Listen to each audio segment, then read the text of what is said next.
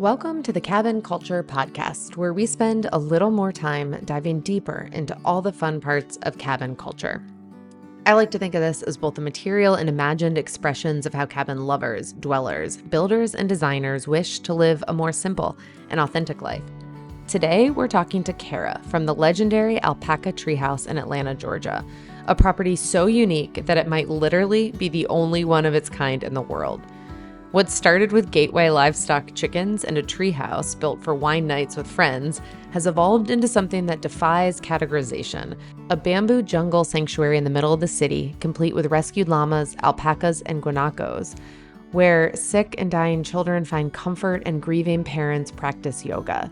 From accidentally rescuing some of only 200 guanacos in the country to hosting hip-hop music videos and Netflix shows, Kara's journey illustrates what happens when you follow your intuition instead of a business plan.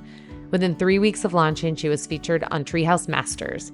Her properties now span 2 states and include everything from a renovated 1963 trailer overlooking waterfalls to an underground Hobbit house designed like a European castle. As a former general contractor turned full-time host, Kara's approach to building involves saving both animals and architectural antiques. Her front door was once the mayor of Atlanta's back door, and her floors came from a 1900s church. We'll explore how she sources reclaimed materials, trains crews to work with vintage pieces, and why she believes boring is her kryptonite. Whether you're dreaming of your first unique stay or wondering how to create something truly one of a kind, this conversation offers insights into following that electrified feeling, the power of becoming obsessed with your craft, and why sometimes the universe sends you unwanted goats to redirect your path. Let's do it. Hey, well, it's great to chat with you. Thank you. Good to chat with you. I've been doing a lot of research on your property over the last 2 weeks, and we have never interviewed someone quite like you. Yeah, I'm unique. Yeah, and we're gonna dive into everything that makes your property and your family and your story really special in terms of the short-term rental space. But why don't you start by giving folks an overview of what the experience is like at the Alpaca Treehouse, and then we'll dive in from there. Sure. Well, I'm sitting in the treehouse right now. I think, they say that nothing is never new. Nothing is ever unique. I think this actually is, which it occurred to me one day and I was very tickled with that. It's basically a treehouse built of reclaimed materials, old doors and windows and stained glass and bronze doorknobs and heart of pine floors. And I'm looking at all of it and multicolored beaded board, set in the middle of a bamboo forest surrounded by rescued llamas, alpacas, and guanacos, which are basically wild llamas. And nobody really has those either because there's only like 200 in the country and most are in zoos. They come from Argentina, don't they? I think so, but the Patagonia region, like Chile. Yeah. When I was in Patagonia and Argentina, they were everywhere. Oh, that's so cool. Yeah. Yeah. And mine have a little llama mixed in with them, but they're mostly guanaco, and most of them, like I said, are in zoos. So it's pretty cool. We accidentally rescued them. I just thought they were llamas that were colored like guanacos. But they actually do a DNA test, and you were like, "Wait a minute, these aren't actually llamas."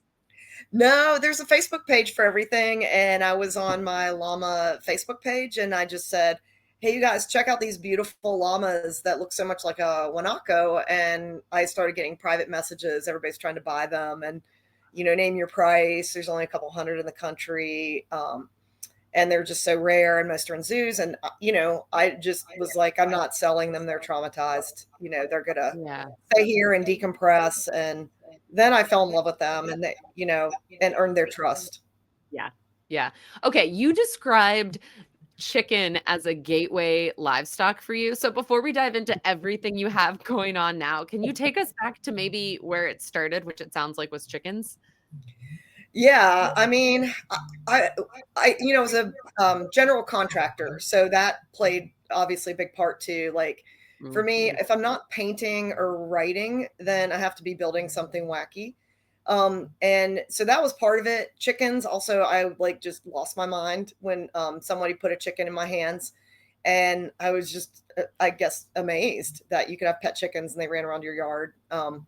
So I started with 4 because I wanted to show my daughter that, you could that your food can come from something you take beautiful care of and is your pet and lives as long as it ever wants to live.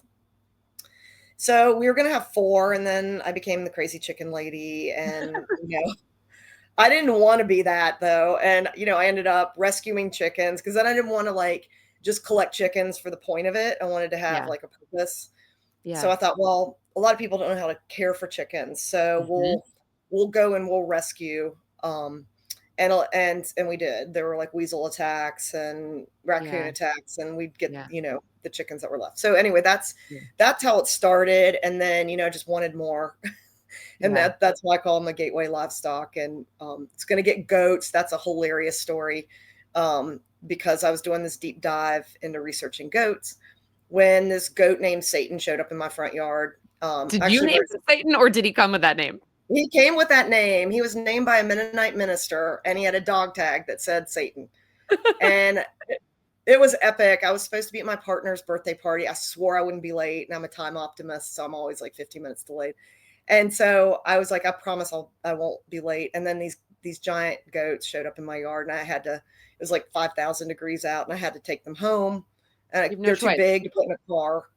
Yeah. So anyway, I was an hour late, but and then these goats kept showing up in my yard, like 3 herds within 3 weeks. And they knew. So I don't know about you, but I believe when the universe is sending you unwanted goats, you shouldn't get goats. So yeah. Hence llamas.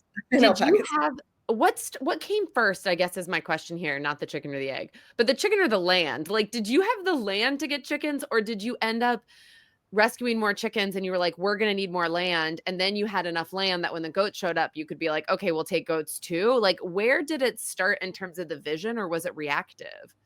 It was all like really organic. Like there has never really, I'm not a planner at all, and I really detest planning, and I'm bad with time. As you know. And so, I just, I basically had chickens, and then I was like, wow, I'd like to have something else that would be my pet, that would be like livestock. So most normal people, I mean, I guess normal's relative, right? But normal people get chickens and then they graduate to goats in City of Atlanta. Nobody really has alpacas. So that's kind of how it unfurled. Like I want more land so I can have goats because the chickens were in my own backyard. But I didn't have enough room for llamas and alpacas in my yard. Right. That takes more space. More space. So the guy next door did not take care of his yard at all. In fact, I would mow his front yard. So I was thinking about buying his back bamboo. And then he got into financial trouble. He was getting a master's degree. And so he ended up saying, I'm going to have to put the house on Craigslist. So my partner and I were like, oh, well, we'll buy it, because I thought, oh, now I'm going to have land. Now you have more land. Now I can get goats. And that was the idea, like I'll get goats. And then that, the universe blasted a hole through that theory, that plan. So I pivoted, looked at Google, what is cute out there, and found alpacas. And then I don't buy animals, I rescue them. So that I found Southeastern Llama Rescue. I want to know what that Google search looked like. Animals that are cute that need rescuing. Yeah. Well, I don't think I said rescue. I think I was just like, what are some other cute barnyard animals that don't make a lot of noise? Because I'm in the middle of the city. Yeah. Not the middle, more the outskirts, but still in the city. And the city being Atlanta, for those who don't know, which is a big city with a lot of space on the outside. So we've seen like a handful of really cool experiential properties pop up in Atlanta because there is all this kind of like expansion around the outside of the city. Yes. And we are, I mean, we're just like a mile from being outside the city. And if we were outside the city, I couldn't do it. It has a weird grandfathered livestock thing that's been there since I think 1900. So outside the city?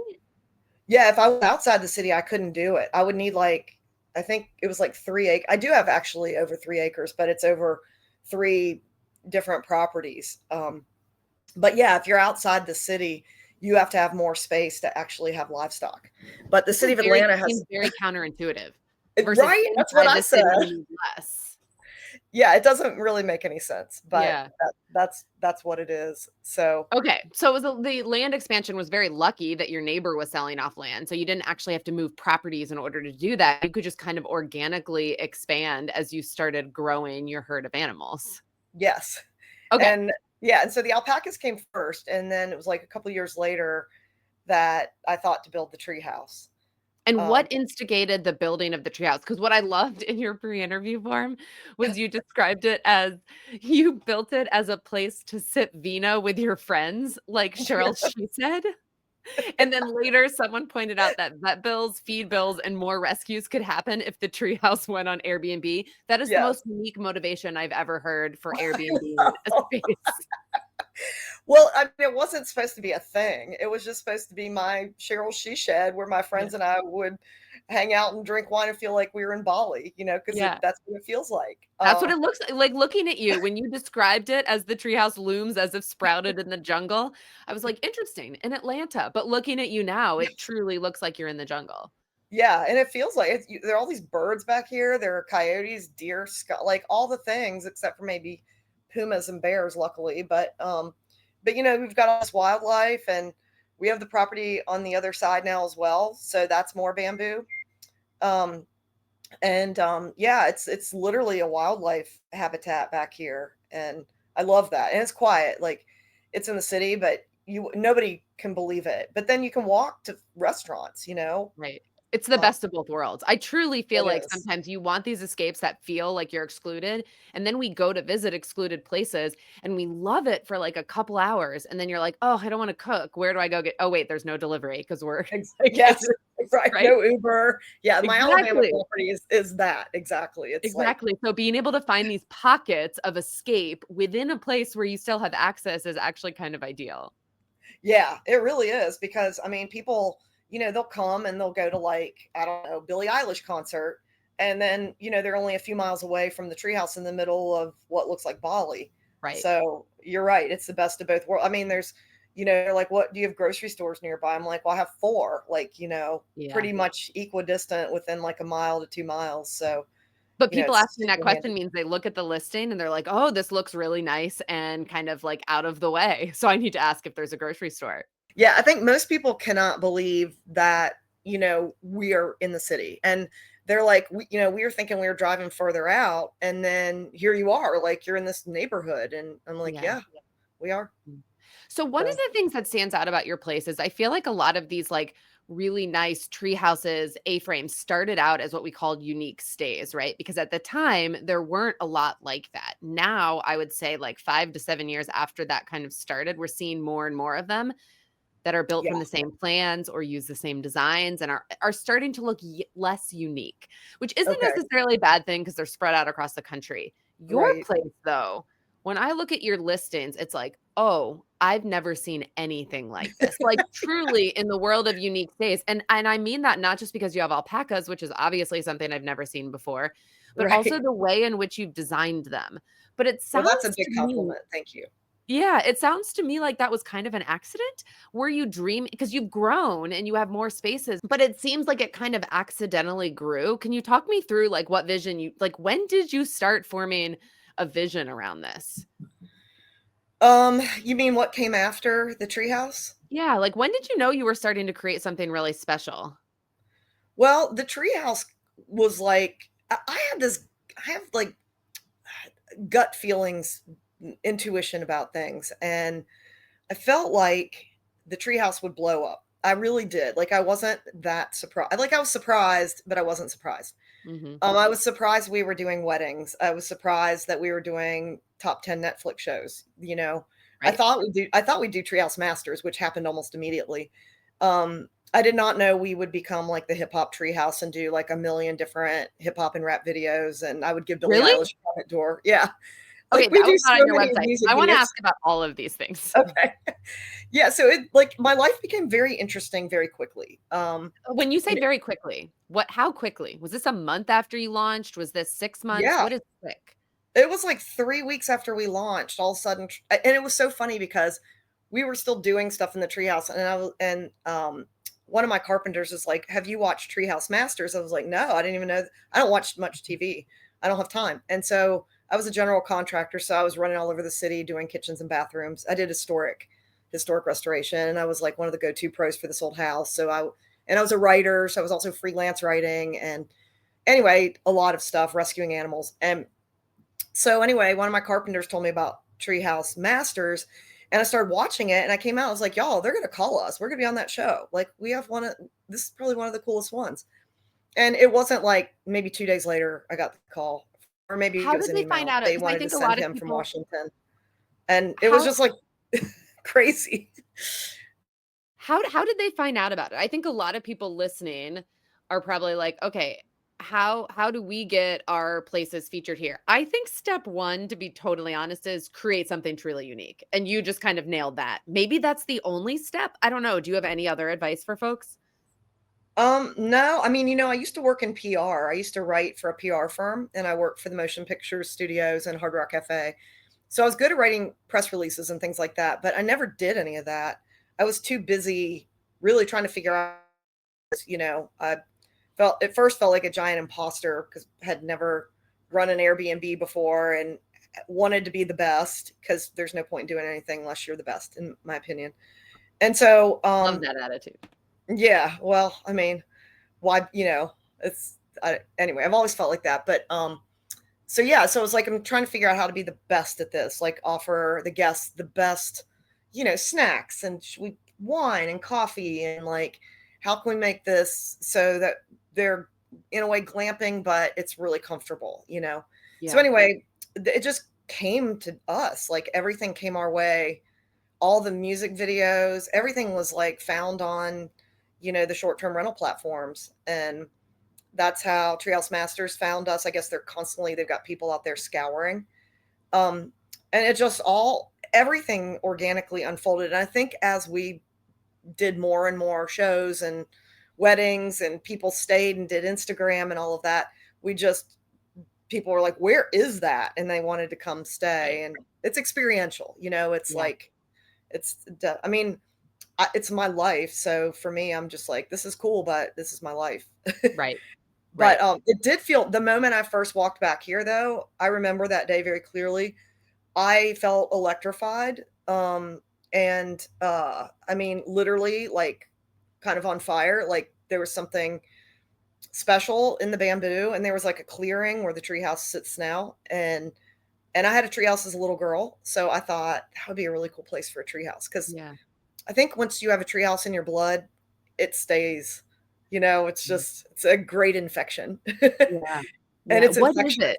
What is it about a treehouse? As someone who's never had a treehouse, Okay. and I don't even know if I've stayed in a real treehouse. I've stayed like in a cabin on stilts, but I don't think I've stayed in like a real treehouse. What makes it addicting? It brings you back to your childhood, and so there's a sentimental thing about that. Like you're raised up off the ground, so you've got views. Yeah. It moves in the wind. Yeah. We did ours with a structural engineer because I overbuild everything always because that's how you keep people safe and Yeah. yourself safe. Yeah. And yeah, and so it moves with weight. It can move wind. But it's beautiful. Like we did ours, so it's all glass. So it's really the outdoors is in, even though you're sitting in AC. And so Yeah. you've got these views of, surround bamboo. You're just sitting in a big green zen. It's ours is like my vision for it was like a Japanese tea house. So it was like a Mhm. Japanese tea tree house, Mhm. and I wanted to put it as high as I could get it. So it's up. It's about 15 feet off the ground. So it's up here. Yeah. When you launched and you were thinking, okay, Airbnb, we're going to be hosting guests for stays. And so quickly within that first month, you're like hosting film crews from or what is it called? Sorry. Treehouse Masters. Treehouse Masters, Yeah. from Treehouse Masters and music videos. Like, how did that kind of throw your business model into a little bit of a like, wait, how do we do these? Because they like want daytime to shoot, whereas guests want Yeah. nighttime. Was that tricky to figure out? Yeah, but a lot of the shoots were at night as well because they wanted to light the treehouse up with like wild lights, like greens and Oh, yeah. blues. And so honestly, a lot of the music videos were at night. The TV shows were during the day so they could get maximum light.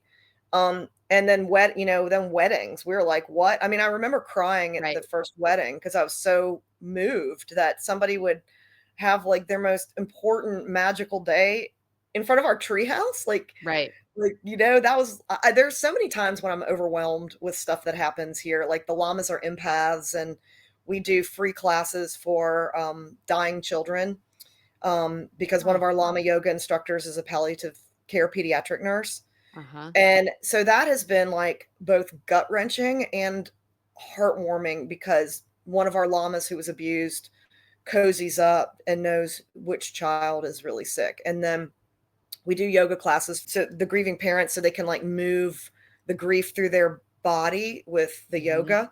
And mhm. like my llama Figgy, she knows the grieving mom and she'll sit really tight and she started to touch people. And so things that I never could have wildly envisioned that are like make me cry, or Yeah, happen now on a weekly basis. And yeah, who could have foreseen that, right. like that we're able to like do this kind of good and rescue more animals too, like with the I was gonna say, I wonder, it kind of makes sense to me though, because your motivation from the very beginning wasn't actually about monetizing it. It was like, if we monetize it, we can save more animals, we can cover more yeah, vet bill, right? Coming from a yeah, good place. I wonder if that isn't a little bit of karma. Like the energy put into the place from the very beginning was one of kind of healing and care and not one of profit and scaling. But you have grown. I think that has led to a place where you found a lot of publicity, a lot of attention, a lot of good. How did you grow that from there? So it started with just a tree. Did you build the treehouse yourself? yeah. I mean, I was running crews all over the place, so I was pulling crews in to help me, frame and I was designing on the fly a lot of it, and then I did a lot of the painting, and um, I think that's it. I think A all I lot of the did was the curation painting. too, because if you look at the Yeah, pictures, and we'll drop some in here to the YouTube version for anyone who's watching this and not listening, but if you look at the pictures, it is so clear that nothing was bought at like a Target or a Wayfair, that you yeah, source stuff from all over and yeah. really gave it this unique, like you have like tin ceilings and like different kinds of wood and these beautiful Oh, floors. So you yeah. you must have sourced all of that? Yeah, I think the ceilings, the tin ceilings, those are in the Starry Steampunk, which is out in Yeah. Alabama. But here, yeah, all the beaded board is all probably 130 years old. The floors are from a Yeah. church that was built in 1900. The front door was the mayor of Atlanta's back door, which I love that story because the back door would have only been used by like women and children and servants, and now Mhm. it's inclusive for everybody. And I had a historian actually point that out to me. I mean, that's something I knew, but I hadn't actually applied it to my own door. And Right. then I thought, and that made me kind of misty eyed because I'm like, we flipped the script even on this door. Like Right. we welcome everybody, from all over Right. the world. And, Right. but yeah, like I always joke, we save animals, but we also save building materials. Yeah. And I've been doing that way before like Chip and Joanna made it cool, Way right? before it was trendy. Yeah, like nobody was doing it. And I remember the guys, they would be like, "Oh Lord, you're gonna put some character in this." And I was like, "Yep." This is like every contractor I've ever worked with. I always have an idea and I'm like, "We could do this." And they're like, "Oh boy." Yeah, yeah, those were my guys. And some of them dropped off because they were like, "It's so much easier to just Right? use stuff from Home Depot." I'm like, Right? "Right, but it doesn't have the same feeling. It doesn't have the warmth. Right. We're saving it from the landfill, like, and then we're shining it up again. It has like new life, but it has old life, and it's just it brings it so much uniqueness. Like I couldn't even build this treehouse exactly the same if I wanted to. Right. I Right. could get pretty close, but but not exactly. If you're dreaming about a cabin build, or are in the midst of a build, or you just bought a place and are getting ready to host for the very first time, regardless of where you are, sometimes you just need a little help along the way. Shared experiences from someone who's been there, advice from someone who's learned a lot of lessons the hard way. That's me. Or a cheerleader as you finish up. All of these reasons are exactly why I started offering cabin consultations to our Instagram followers and friends who could use some specific one-on-one help. I can't promise to solve all your problems, but I can promise to be transparent about our build costs and process, our organization and project management systems, our favorite and least favorite tools for renting, how we market, and how we found ourselves with almost 80,000 Instagram followers and 100% occupancy in our first year of hosting at Cozy Rock. So if that sounds like it might help you, feel free to visit us at staycozycabin.com or on Instagram at Cozy Rock Cabin and sign up for a time to chat there. How does one go about getting like the back door of the mayor's house? So I'm just curious, is this access that you had because you've been a contractor in the area for so long that you just know the right people who are like, hey, we have this cool thing that you might be interested in? Or is it because you just have a skill of like scouring Facebook Marketplace, and like what leads to that? Yeah, like I'm kind of obsessed with architectural antiques. I mean, I'm totally obsessed with them. And so I'm constantly looking. If I travel, I hit every antique store that's in my path. And then I have a network of people, and we have this big show called Scott's Antiques. And I know a lot of the dealers are from all over the country. The mayor's door, it was my friend. He was moving, and he lived in this mansion that needed a lot of work, and it was super haunted. And Mhm.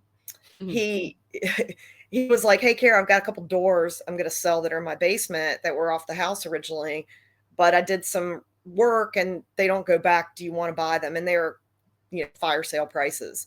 And Yeah. I was like, "Yeah." And this door was burned, badly burned, so it was nearly lost in a fire, but it was superficial burn. So all we had to do was like really sand, sand it to death and prime it Yep. and repaint it. And so that's what we did. So, the glass was all broken. So I had to replace a bunch of the glass. So, like, everything is so much harder when you reclaim stuff. Yeah. It's so much harder because it's not like you just bought this perfect door at Home Depot and you can just plug it in. It's in a Yep. frame. No, this is Yep. not in a frame. You have to build a jam and it's missing glass. Right. And oh, I need one of my old doorknobs and that takes forever. So it's a lot harder, but at the end of the Yeah. day, you get really a functional piece of art, in my opinion. Yeah. I think that's what stops a lot of people. It's this combination of you're lucky enough to have the skill where if you're like, oh, I have Yeah, to build it, you can do that. And I right, think a lot of folks are like, even if I want to do that, if I don't have the skill, how do I find someone who's willing to come over and like custom fit a door? I feel like there's right, a hole in the market of people who aren't full scale contractors, but also aren't just like handymen, can think artistically and creatively and do that kind of right. work. Yeah, and you really have to train the people working with you to and honestly, part of it and that you can't train, they have to really love it, and at the end of Yeah. the day, look at it and be really proud that they could do this because not Yeah. everybody can or wants to, Yep. Um, And it gets and when I annoying, find I those think, for people, them. I hang on to them. Yeah. Yeah, there aren't many. I found one. I had a new build house a couple years ago and I hated it because I was just like it was the option at the time, but it was just everything was white drywall. And so I hired this guy who he grabbed like old wood from a dumpster and built this whole like reused wall. And he Yeah, was a real gem because he loved it. He took pride in it. It was his art. And you need someone yeah, like that. It wasn't cheap, but it was worth it right. because he really Yes, cared about doing it right. And if that's you don't have the exactly. skills yourself, finding that is really hard. It is. I mean, I was lucky because I've been doing it for decades. So, Yeah. it was just a matter of and they already knew me and, I bring myself with me. They knew that if I'm touching something, and I've done stuff, where people have had big box parts and pieces, and that's fine. But for the most part, like the jobs that I took when I worked as a general contractor were the ones that I felt passionate about. Yeah. And I was in pretty good demand, so I would just not take the ones that were boring because I Yep. think that boring is my kryptonite. So Yeah. Yeah. just can't do That's a boring. nice place to be in. I feel like a lot of people who run businesses aren't able to be that selective yet, and I feel like Yeah, that's a product of a lot of hard work and relationship building that you can do that, and yeah. then use that to create this space. So are you still a contractor full time? How do you do all of this, and how many properties No. are you running now? Okay. I'm not a GC anymore. I overlapped for about 2 years, and it about killed me because between the farm, which is like a full-time job, and all the Right. animals and, the rescues, and then just it was awful, and I had a business partner, and I felt like I was not being fair to her. So, Mm. 'cause she started just kind of taking on my like, because I had all this going on here, it was crazy, and finally I said, "I can't anymore." And we were both sad because really, we work together, not so much for, well, also for business, but we like to go to lunch. And so we're both really sad, like, we're not going to go to lunch anymore. Love that um, take. yeah. But Like, also a female-run GC team is, like, truly a unicorn. I feel like whenever I've done work, I wanted to work with other women, but finding them in that space is so hard. But it's hard. It's hard. yeah, And like, you don't get jobs because you're a woman, but then you get jobs because you're a woman, you know? yeah. And a lot of women would hire us too because they were like, I just don't feel like guys understand detail. And I'm like, oh, we understand detail. Like, we are all about the detail. And my business partner, her name's Sherry King, she was such a good closer. Like, I'd sell the job because I'm like really passionate and excited about it. And then I'd be all passionate and fiery and excited and get everybody going and get it all. But then when I get to about 90%, I'm just bored. Like, okay, let's do something else. And she would You come sound in. like an Enneagram 7. I am. Are you? Totally. Me Yes. too. Are I you? know, like, kind. I'm like, "This sounds familiar." Oh yeah. I totally am. Like, I have to be excited and happy about stuff, or else I'm just kind of like, Just can't you get know, motivated. That is my motivation, no, is that excitement. And you exactly. can't fake it. It's either there or it's not. Yes, You I cannot totally fake relate to it. that. Yep. Yeah. And she was so good and like logical, and she would just come in, we're going to get this done, and bam, bam, bam, bam, bam, and finish it out. And I was like, oh my gosh, we're the dream team. Like, Yeah. and she also knew about my cluelessness about time. I don't know why my time sense is broken, but she texts me, you better have already showered. I'm going to be there in 10 minutes. I'm picking you up. Do not be late. I'm literally going to be in your driveway in 10 minutes. And I'm like, okay. And I need that, it was great. And she'd be like, Kara O'Brien, get out here. I'm like, I'm coming. So it was, You need someone that you trust and like to really be able to manage you in that way so that it doesn't feel, yes, like, annoying. You're like, "Okay, no, I, like, respect you. I wanna do this for I you." loved it. Yeah, Yeah, it yeah, was great. yeah. Okay, so wait, how many properties do you have now, and how quickly did that happen where you went from the treehouse, leaving your job, and then expanding to other properties, realizing we're onto something? Yeah, well, I mean, I could have sat back, I think, on my laurels with the treehouse, but like, I'm not built that way. That Mhm. would have been a much easier path. But was bored. I was like, okay, that's done. I'm now, I figured out the TV shows. I figured out the weddings, the photo shoots, all the things Mhm. that kind of come with it, the llama yoga, the experience tours, and I kept creating more kind of things around that. And we were able to also give money to other charities with the expansion of having like yoga. We give 15% to my friend Heather, who keeps people who can't afford their pets in their homes with their pets by giving them Mm, dog food and fencing their yards. And so we wanted to support other people as well. So we started doing yeah. that. How many properties do I have? Do you mean just short-term rentals? I think so, but you can tell me if there are others that you wanna talk about. Well, yeah. So I had 3 rentals in Kirkwood just from doing renovations, and they were really cute, and I got attached to them, and so I kept them and for over 20 years. But then I sold one so I could leverage it to do more stuff in Alabama because I was out of money, but I still wanted to be doing stuff. And So for me, it's what like, brought you to Alabama? I have been out in Alabama on Lake Wedowee since my daughter was like 6 months old. She's Okay. 21 now, and I Mm, love it. Like, okay. it's so beautiful. There's so much wildlife. It's quiet. It's like the anti-city. I'm Yeah. absolutely obsessed with it. And I was like, when I had time, we were out there floating and drinking on the lake with some friends, and one of my friends is like, it'd be incredible if there was like a restaurant you could boat up to it and eat. Now, I don't want to be in the restaurant business, but I thought it'd be really cool too if there was like some kind of a resort out there, maybe on the lake, definitely on Mhm. water.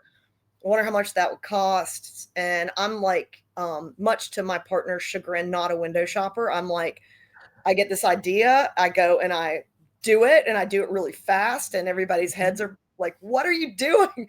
By the Yeah. time they figure it out, it's already done. Like, so that was Yeah. that. I was like, "I'm gonna do this thing," and within a few months, I found this property. Um, Went out there with my friend Patty, who's actually helping me paint the treehouse right now, and found this property. It was magical. I got electrified, and Same um, feeling. Same feeling. I mean, just goosebumps, just, oh my gosh, this is magic. This is stunning. I don't want to leave here. This is my happy place, and Mhm. bought it. And was going to build a treehouse. I even designed one like a sort of like a pre-Civil War treehouse with a wraparound porch with the, Oh, the Doric yeah, columns. And I'm going to still do that. I have the design, and but bigger, like 400 yeah, square feet. yeah. Well, on the river. But I was going to put it up on big masonry piers because I found out the river does sometimes freakishly rise. And now, we see this Oh, happening. especially right now. I know. Now I'm like, I would not put it down at not even though it's like 27 feet off the river. I think I would go up the hill higher. 'Cause it's Um, hard to know what to expect from I this know. year or 10 years from now. What's gonna happen? Right. Right. And I mean, I'm obsessed with the news, and I read all this stuff, and I'm just like, this global warming thing is out of control. And who knows how big that river will get. It's I rained here know. for 4 months straight. So Yeah. it's Yeah, and nuts. I feel like this is something that a lot of us are thinking about now because I feel like when it comes to experiential stays, we're looking at location. Location often means views, but it also often means water, whether Yes. that's lake, ocean, or river. And all of those are making us think differently. Or let me say, they're making me think differently. I can't imagine others aren't thinking Yeah. about this too. Of Yeah. like real estate used to feel like kind of this solid investment of like, oh, it will appreciate over time. And now it's like, but will it exist over time? Like that is a Yeah. scary proposition. And what is safe? Like Western North Carolina, was one of my friends was going to go live there because she's like, now Atlanta's in Tornado Alley. So I'm going to Yep. move to outside of Asheville where it's going to be totally safe. And then we see Yep. what happened there. No, there's I have a no cabin there, and I literally would think to myself, I was like, "I'll never buy a place on the ocean, it's so risky." And then who right. got hit Same. first? It was our area in Boone. I mean, obviously, Asheville was worse, but that whole Yeah. area, we never thought that was coming. No, it was nuts. It was crazy. Yeah. We were flying into Venice when all this was going on, and I was about to vomit because Helene was headed straight to Atlanta. And I'm like, oh my gosh, I don't know I mean, there's nothing I can do, Right, And you're not there. yeah, I'm not there. It veered off and hit Augusta, which was awful. And I just cringed to think if we had taken a direct hit. And I know, we're coming up on hurricane season, so Right. hopefully everything's fine. But I Yeah. never answered your It's question. How scary. many Right. Airbnbs? Okay, so we have 3 in Atlanta, and I'm about a few weeks out from finishing the Hobbit house, which is actually yeah, which is actually a cabin underground, but I'm making it like the inside like a European castle because I Yeah, love Europe, and I've yeah. I've always wanted to do something like that, and I always wanted to build a Hobbit house. So I'm really excited I about that already one. have you on my list. I literally have a cross country tour list. I wanna do a van trip to all these different Yeah. cabins, and as soon as I saw your places, it went straight on that list. But Thank Sean is you. gonna die now because he's a huge Lord of the Rings fan, and we went to the Shire last year in New Oh, Zealand, no way. and ever since, he's like, "I wanna stay in a Hobbit house," so he will love this. Yeah, I mean, it's been 2 years, in the building. Now I did pivot at one point and do the low-hanging fruit that is the Starry Steampunk, Yeah, which is really which was cool. it was a 1963 single wide trailer, just moldering and filled with, like, raccoon poop, and we just gutted and reframed the whole thing, re-insulated, put a whole new roof line, basically rebuilt the entire thing, Yeah. so it won't end up in Kansas. And then I realized, like, I've never experienced a trailer before, and when we took it apart, I'm like, "No wonder these things fly." I know. Like, they're framed with, just tiny little sticks. Yeah. So we reframed it like a real house with 2 by Yeah. 4s and redid the floor, and I put you're not supposed to put heavy stuff in it, but I'm like, we're reframing this." I like heavy stuff. I like granite and marble and antique Yeah. stoves, and stuff like that, Well, and so it'll hold it down. yes, exactly. But I And I'm think like, about this all the time, this weird stigma that like tiny homes have become trendy in the last 10 years and like mobile homes have been around forever. right, Not even mobile homes, but like trailers have been around forever and have been yeah, viewed like people look down on them. And right. essentially all it is a tiny house. And we've rebranded this as like middle class white people to be like, oh, this is trendy and cool. So I kind Right. of love that you took a trailer or a mobile home and turned it into what you did. Well, I had people tell me I was crazy, but I'm not new to that. And I had one friend, she's up in Vermont, and she's a carpenter, and she was like, "Kara, you are not gonna renovate that trailer. It's probably worth like $2,000." And I'm like, no, I totally am. I love where it's sited. It is right over these waterfalls on Wolf Creek. It is the most glorious sound, but it's far enough up that it's never going to flood up there. I mean, it's Yeah. way high up. Yeah. So you can see it, but you can really hear it. And I'm like, this sound is magical, and this is going to heal people, and it's going to heal Yeah. me. And I'm staying out here, and I'm going to be working on it every day. Yeah. So yeah, she's like, you're crazy. Haul that thing off and have it thrown away. I'm like, nope. Mm-mm. Start from scratch. That's what most people would say. I think that's why I'm so like captivated by what you've done, because I think like breathing life, like beautiful life back into spaces that have been neglected, or instead of just knocking them down, it's certainly Yeah, the path of most resistance. it It's way is. harder. And It so when is. people do that well and over again, it's just like, man, what if more people did this? I mean, coming from someone who built one of my cabins new. So like Yeah. no judgment. I'm just in awe of people who can really do that consistently. And yours, Yeah. just every one of them has its own life in it. Yeah, and that one was fast. I mean, and it was like half the money of my fairy tale cabin, which we built from scratch, and was so much more expensive. But I found those chimneys in the middle of the woods, and they literally just spoke to me. And so I was like, damn it, I was going to build this tree house, and now I can't because these chimneys just told me I have to do this. So that's why the fairy tale cabin is there. And doesn't have a view of water, but I mean, people love it. I mean, Yeah. and I didn't know. I mean, it was like Field of Dreams. I'm like, I'm going to build this. I have no idea. The lake is 10 minutes away with a million rentals on the lake. People, Yeah. why would people come to my forest when they don't have a view of the lake? But they do, and they come back. This is So, what's so hard about it is everyone wants to run numbers beforehand. And I've done that with every property we've bought. You run the numbers based oh, you on what have? else is there. I've never done that. Right. Well, I can tell that you Yeah. haven't. And part of what like Cozy Rock's numbers ended up being nothing like what I guessed, because I was comparing it against other places in the area that had been there forever, whatever. And we built Yeah. something different. And so Yeah. it performs differently. So I really think that, I mean, I know that people who are risk averse have to run some numbers, but really it's about that gut feel. Is this Yeah. magical to me? Okay. Then other people will feel this too. And let's do this right. And you certainly have done it right Yeah. as well, which You makes never it. know, though, if people are going to feel what you feel. I But know. I mean, people stop me in the yard because, I have to do farm chores every morning at daybreak.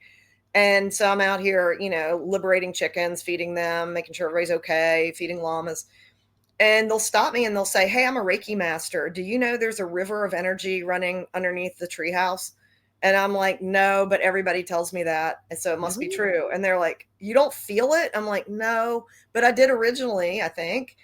And then, then everybody writes the word magical in my book. Almost every person who Oh. makes a comment says it's magical. And now I have the same thing out in Alabama. It's magical. And So I'm you have a like, good gut is what you're saying.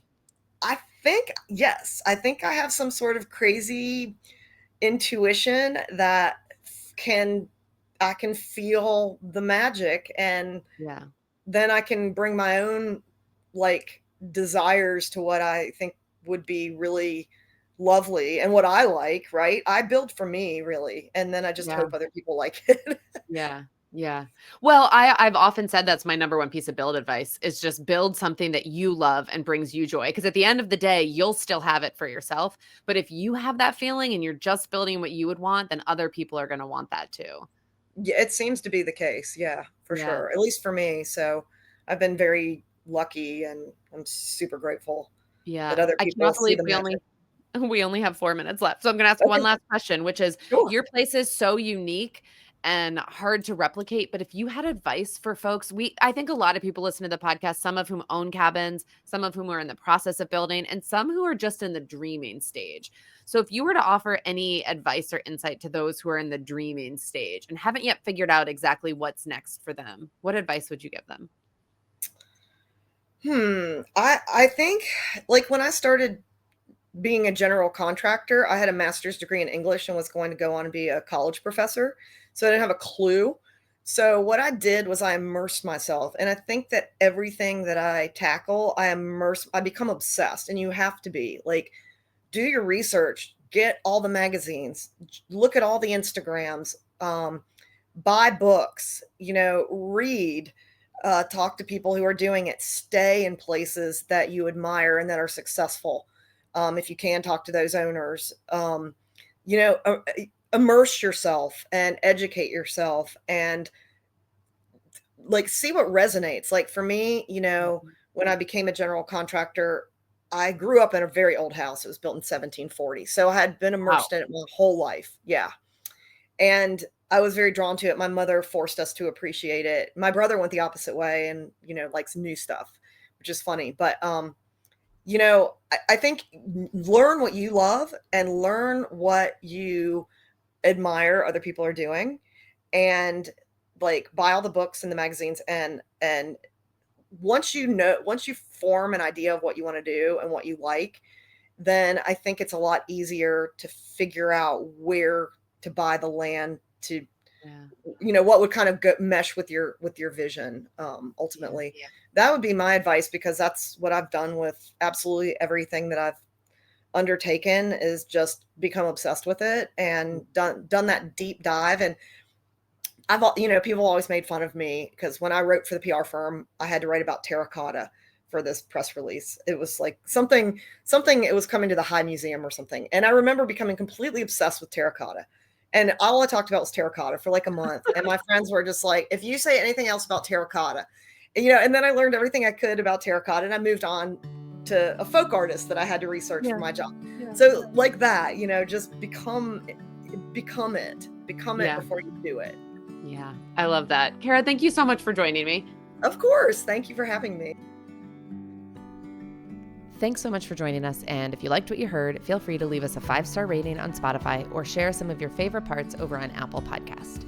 If you have feedback or suggestions for the future, you can also find me on Instagram at Cozy Rock Cabin. Looking forward to next week.